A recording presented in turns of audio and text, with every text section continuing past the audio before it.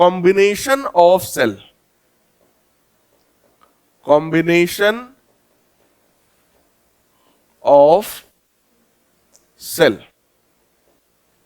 Sales को हमें combine करना है, जिसमें सबसे पहला कॉम्बिनेशन हमारे पास है series combination of cell, series combination of cell. तो पहला पॉइंट या क्वेश्चन तो यही है कि सर हम कॉम्बिनेशन कर क्यों रहे हैं, हमें जरूरत क्या है? तो जरूरत है, अगर मान लो एक सेल है वो 2 वोल्ट का पोटेंशियल डिफरेंस मेंटेन कर सकता है, हमको रिक्वायरमेंट है 20 वोल्ट की, तो हम क्या करेंगे? कंबाइन करेंगे। भाई 10 सेल्स लाएंगे, उसको अब जुगाड़ लगा के कोशिश करते हैं कि भाई उससे 20 वोल्ट हमको मिल जाए। ठीक, तो जब हमारा काम नहीं बन पा रहा है तो उसको हम फिर कॉम्बिनेशन के रूप में यूज करेंगे। 2 मेन कॉम्बिनेशन आप जानते हैं, सीरीज और पैरेलल। अब मैटर ये आया कि सर कब सीरीज यूज करेंगे और कब पैरेलल यूज करेंगे, तो एक एक करके हम लोग समझ रहे हैं। देखिए, ये जैसे सेल है पहला, ये दूसरा सेल है, ऐसे ही हमने यहां पर मान लो n सेल्स को जोड़ रखा है, और इन सभी सेल्स का काम क्या था? किसी एक्सटर्नल रेजिस्टेंस को करंट देना। ये सभी सेल्स ने मिलकर के I करंट दिया, जो कि इस एक्सटर्नल रेजिस्टेंस से होता हुआ वापस चला गया। एक ये भी ध्यान रखिएगा, ये किसी भी सेल का नेचर यही है कि अपने पॉजिटिव टर्मिनल से जितना करंट देता है, निगेटिव में वापस, जैसे यहां से करंट दिया तो निगेटिव में वापस उतना ही करंट ले लेगा। ठीक, इससे कंजर्वेशन ऑफ चार्ज बना रहता है, और डिस्चार्जिंग ऑफ सेल की बात हम लोग नहीं करते हैं।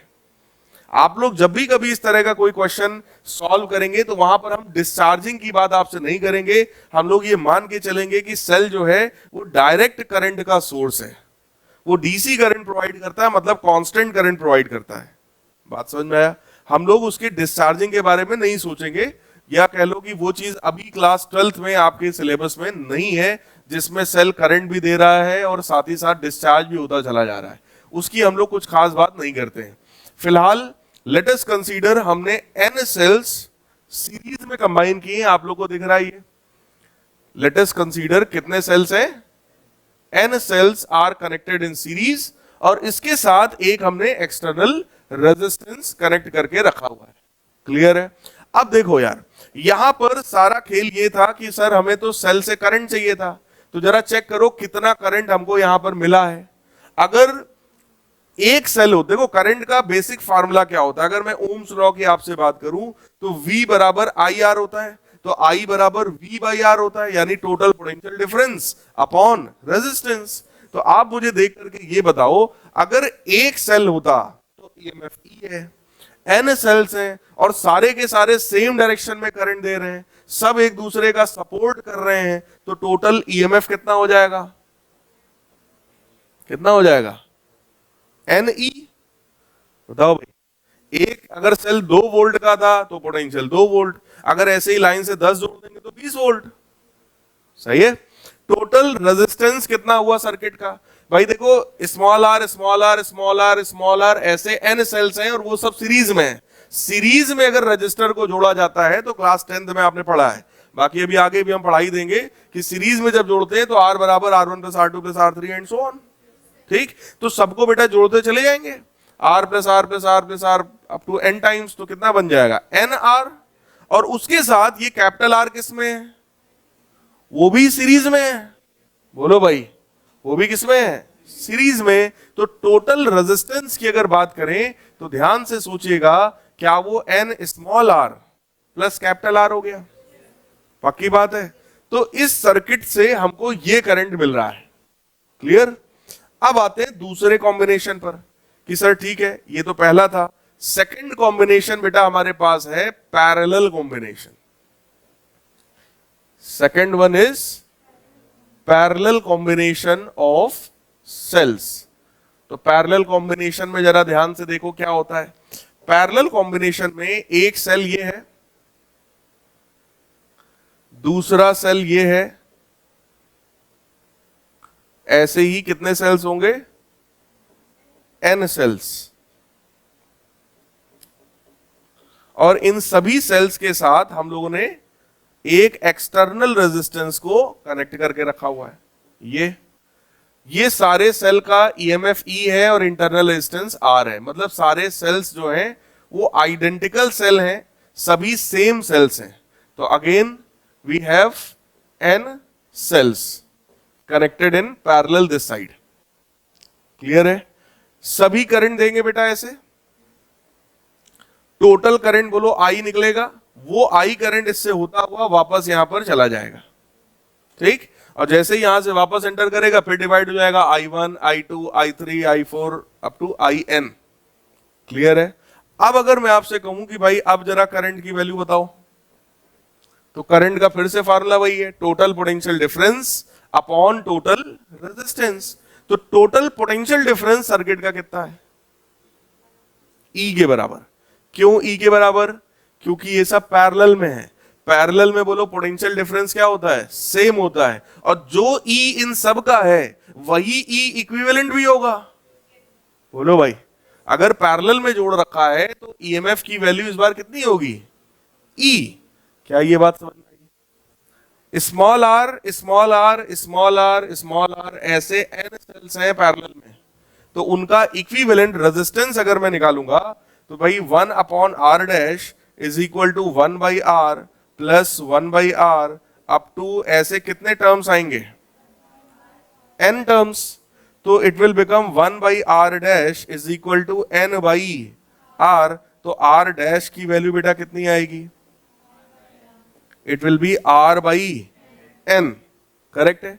उस r बाई n के साथ, मतलब इन सब की जगह अगर मैं एक सिंगल सेल रखूंगा तो उसका ईएमएफ ई है और उसका internal resistance R by N है, तो उसके साथ ये कैपिटल R किसमें है? इन सब की जगह इमेजिन करो 3 या N नहीं है, इसकी जगह एक सिंगल है, उसके साथ ये कैपिटल R किसमें है? सीरीज में है। इसका मतलब नेट रेजिस्टेंस बेटा कितना हुआ? पक्की बात है, ठीक। इसमें भी अगर मैं एलसीएम ले लूं तो करंट की वैल्यू जरा चेक कर लो, कुछ पहले जैसी आ गई है। सही है? N E upon small r plus N capital are.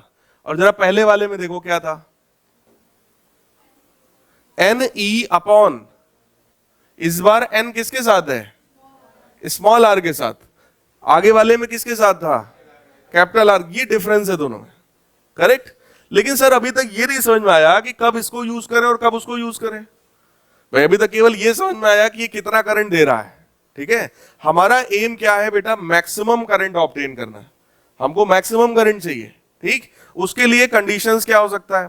पहला कंडीशन हमारे पास ये है कि अगर सर्किट का external resistance, if the external resistance of the circuit is very much greater than internal resistance।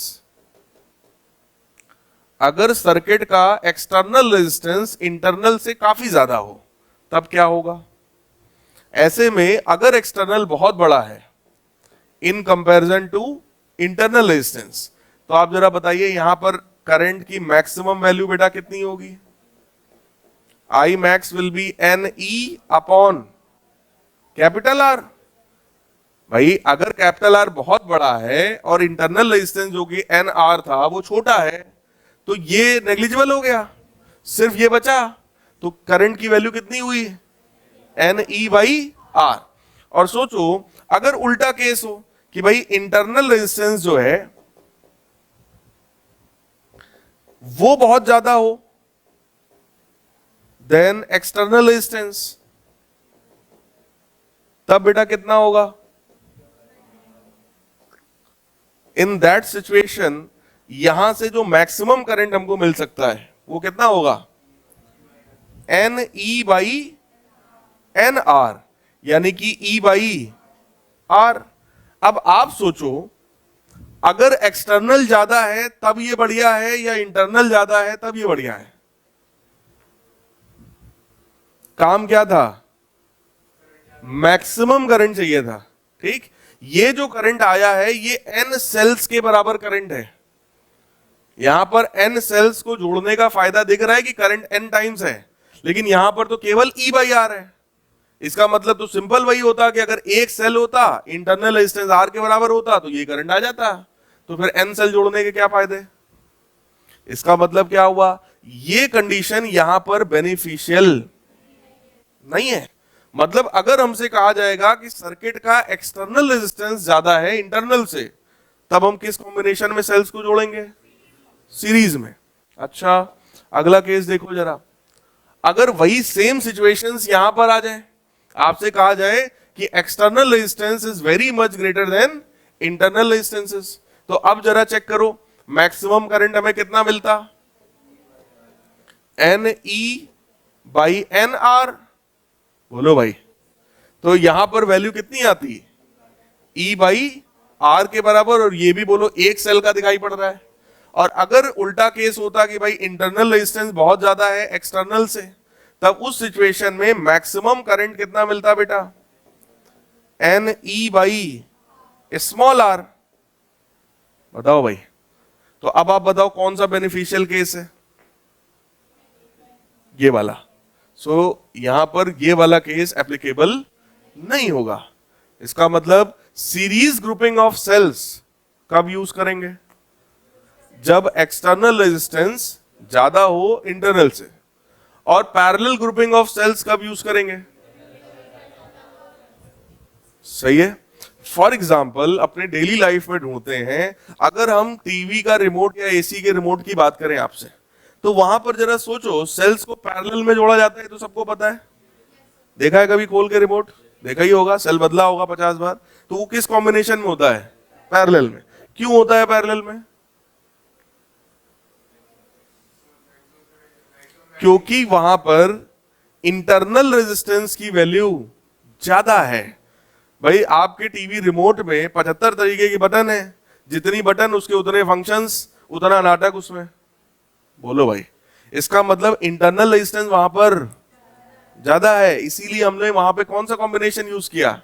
Parallel वाला। लेकिन अगर आप याद करो, जो टॉर्च पहले यूज होता था, टॉर्च में जरा सोचो, जो बड़ा वाला टॉर्च आता है, उस टॉर्च में होता ही क्या है?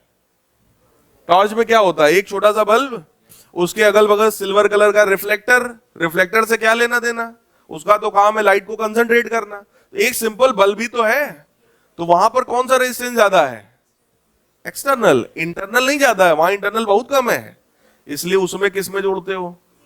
एक के पीछे एक के पीछे एक सेल जोड़ते हैं, 2-3 सेल पहले जुड़ते थे बड़े वाले, अब तो इलेक्ट्रॉनिक यूज होने लगा, बट आप इमेजिन कर सकते हैं। क्लियर है? लेकिन सर ये तो सिचुएशंस तब काम में आई कि भाई एक्सटर्नल ज्यादा है तो सीरीज यूज कर लो, इंटरनल रेजिस्टेंस ज्यादा है तो पैरेलल यूज कर लो। अगर सर बराबर हुआ तो, अगर दोनों रेजिस्टेंसेस बराबर हो जाए तो उसके लिए अब तीसरा टाइप ऑफ ग्रुपिंग हमारे पास आएगा, जिसको हम लोग कहते हैं मिक्स्ड ग्रुपिंग, या उसको क्या बोलते हैं? Mixed combination of cells. कुछ समझ आ रहा है? इस बार हम मिक्स करेंगे, कुछ सीरीज में और कुछ पैरेलल में। तो हमने ये मान लिया कि n सेल्स हैं जिसको हम लोगों ने सीरीज में जोड़ रखा है। n सेल्स इन अ रो। एक रो में कितने सेल्स हैं? n। तो अगेन दूसरा रो है, इसमें भी कितने सेल्स हैं? n। और ऐसी रोज कितनी है? m। तो जरा चेक करो, हर एक रो में m रोज। एक रो में n सेल्स, और ऐसी कितनी रोज हो गई? m रोज।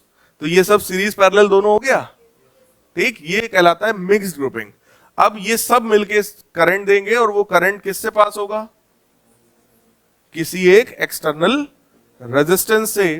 तो इधर से सब मिला जुला के आई करंट आएगा, और इधर वो आई करंट वापस चला जाएगा। ठीक, अब यहां पर अगर मैं आपसे कहूं बेटा करंट की वैल्यू बताओ, बोलो करंट की वैल्यू क्या आएगी? टोटल पोटेंशियल डिफरेंस बोलो, टोटल पोटेंशियल डिफरेंस कितना आएगा भाई?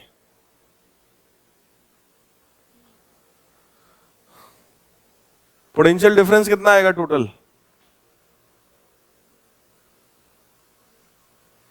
पहली रो में कितने सेल्स हैं? n। तो क्या एन ई हो गया पहली रो का?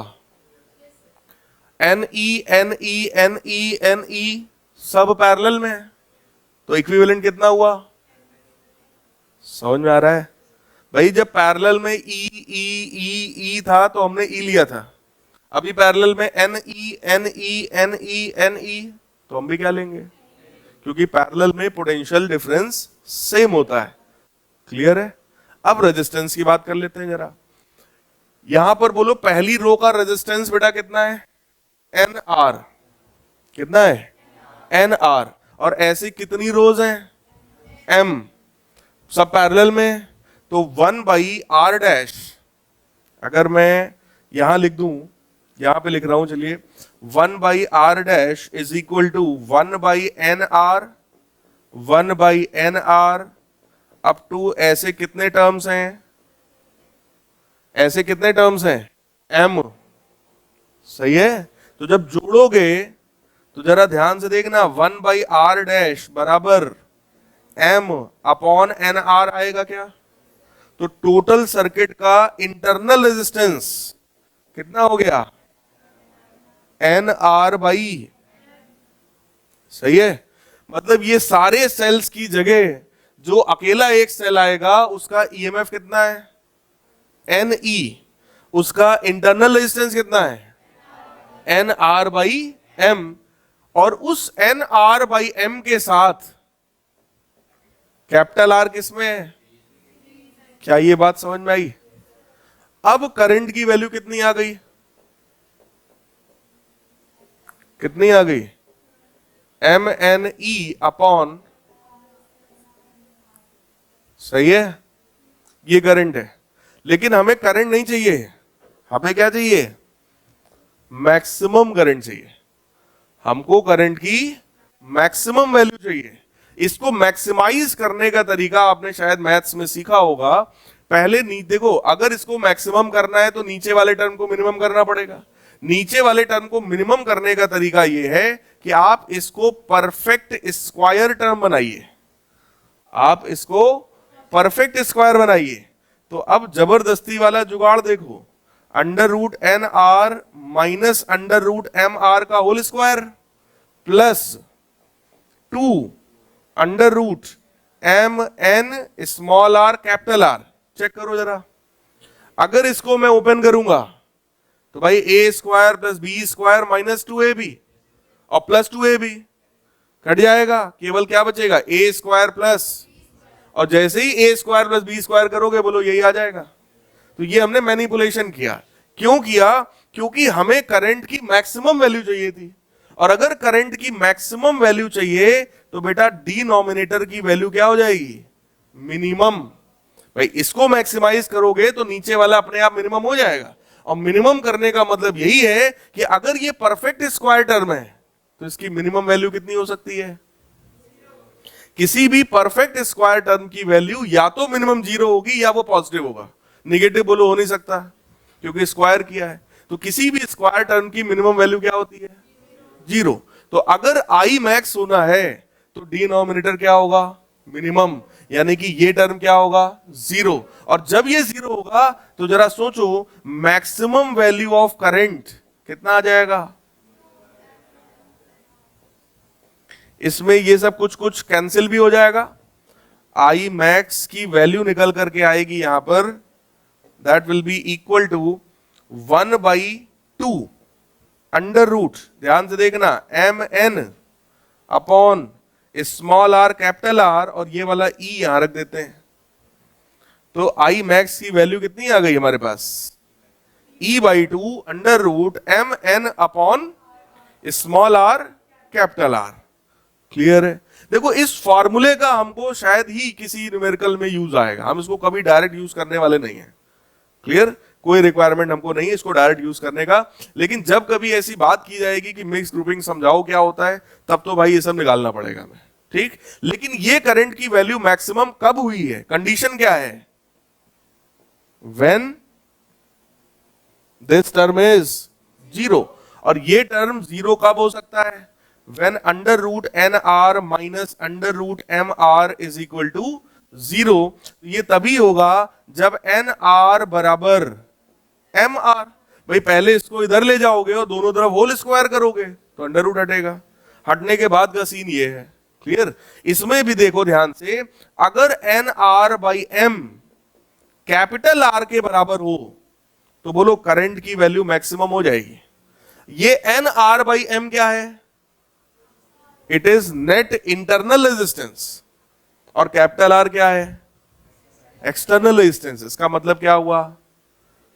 जब सर्किट का इंटरनल रेजिस्टेंस उसके एक्सटर्नल रेजिस्टेंस के बराबर होगा तब हम कौन सा ग्रुपिंग यूज करेंगे? Mix grouping. तो किसी भी सेल, कोई भी सेल क्या होता है ये बात पता है, ठीक। सेल का काम है कांस्टेंट पोटेंशियल डिफरेंस मेंटेन करना या करंट प्रोवाइड करना। हम लोग कॉम्बिनेशन क्यों कर रहे हैं? क्योंकि जितना करंट मिल रहा है उतने से हमारा काम नहीं चल रहा, तो हम कॉम्बिनेशन करेंगे। 3 तरह का कॉम्बिनेशन हो गया, सीरीज ग्रुपिंग, पैरेलल ग्रुपिंग और मिक्स ग्रुपिंग। सीरीज ग्रुपिंग तब करेंगे जब एक्सटर्नल रेजिस्टेंस की वैल्यू इंटरनल से काफी ज्यादा हो।